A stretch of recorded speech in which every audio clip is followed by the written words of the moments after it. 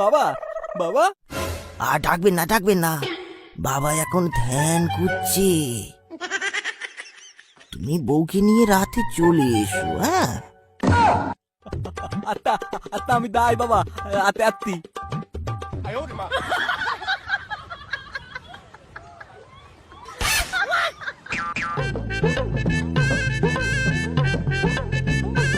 না বাবা খুব ক্ষমতাবান, আমার মুখ দেখে তব বুঝে নিল। তাই তাই তাই তাই টুম্পাকে বাবার কাছে নিয়ে আসি, বাবা তব ঠিক করে দেবে।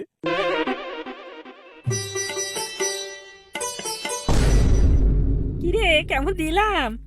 কেমন বাবা বাবা করলো দেখলি?